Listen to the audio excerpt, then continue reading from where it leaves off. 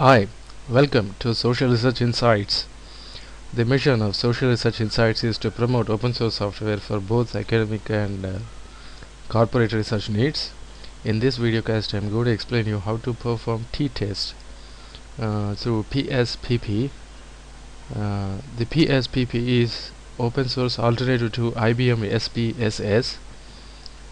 Both PSPP and IBM SPSS have similar appearance as well as the mechanisms to do statistical analysis.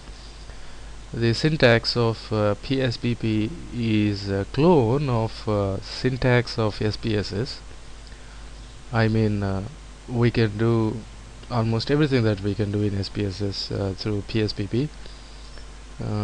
You can even verify that you can pick up some sample code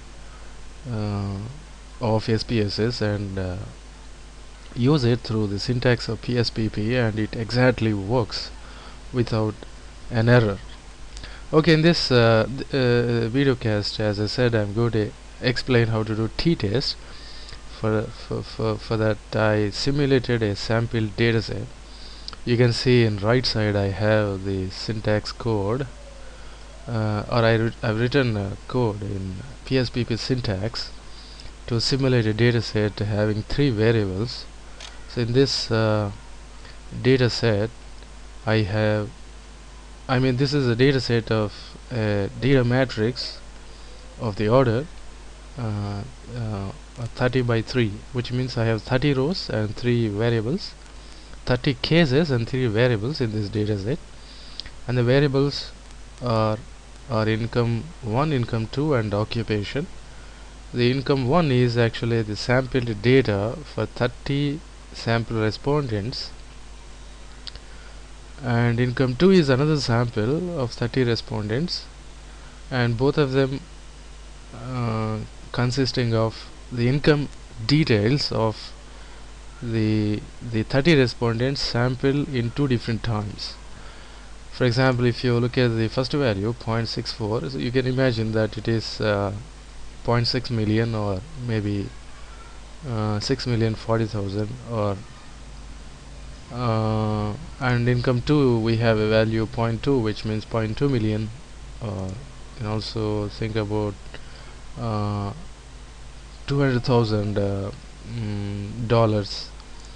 In Indian language we have 0.64 lakhs, which means 64,000 Indian rupees, and income 2 we have 0.2, which means 20,000 Indian rupees. And here we have categories. There are 2 categories in this variable. Category 1 is the respondents who belongs to lower level of the organization, and category 2 that stands for respondents who belong to the middle level of the organization. So here we have 2 different categories. The respondents are categorized as lower and middle, and this is the income details of these respondents. So in short, I can say a respondent whose income was 64,000 rupees when sampled at first time, and it was 20,000 rupees when sampled it in second time. So this goes in this way. This is that kind of data set where now we are interested in exploring or maybe verifying the means of these data variables. So to make it very simple, I'm going to verify the means of these 2 samples, means of the incomes of these 2 samples, by the groups that we have in the third variable named occupation. So this is actually the scheme of our analysis, and so to do that analysis we just have to go to the analyze. Just under the descriptive statistics we have another menu item called compare means. You just have to go to the means, enter, press enter, and we'll get the context menu, in which we have 2 different windows. Window 1 for dependent list, dependent variables. Window 2 is for independent variables. So here in this case income depends on occupation. Okay, So occupation does not depend on do not depend on doesn't will not depend on income. So I'll take income 1 and income 2 in dependent list, occupation in independent list, because occupation is independent and income depends on. That is how we got to assume, that is how we have to make the assumptions on our data. And my assumption is that income depends on occupation. So in the same similar fashion, you can also make assumptions on your data set, and after that you just have to press OK. And this is the output window. Actually, the output window in PSPP is not interactive as we do in SPSS. In case if you want to make it interactive or editable file, then you have to convert it into the other the formats, like as I have explained in my previous video, that we can save the output generated through PSPP in different formats, and here you can see those formats. When you press save as, you will have a window and in which you have different formats to save your output, and I'm going to save that in the form of ODT, which is the the very simple Word file in LibreOffice suite.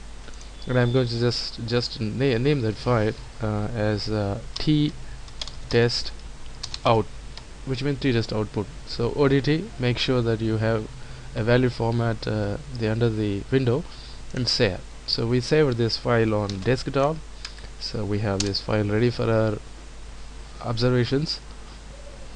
Now delete all that which you don't need. This is actually the code created through our task. So we just have to delete the code which is unnecessary, and I don't even need this case processing summary, so I'm going to delete that.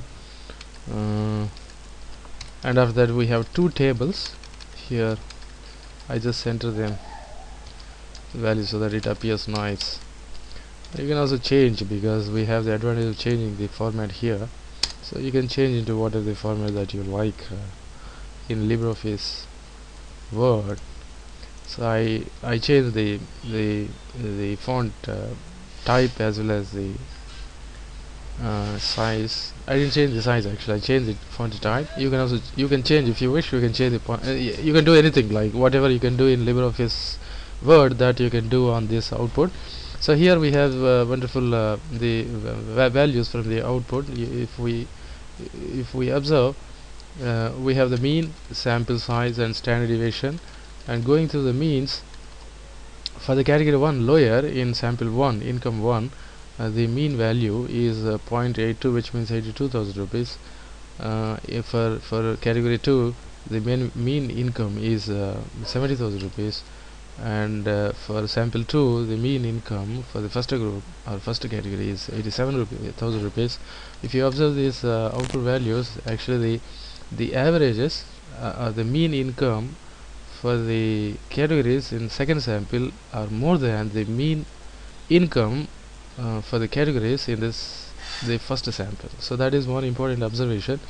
And if you go to the overall means, and the overall mean for the first sample is 0.76.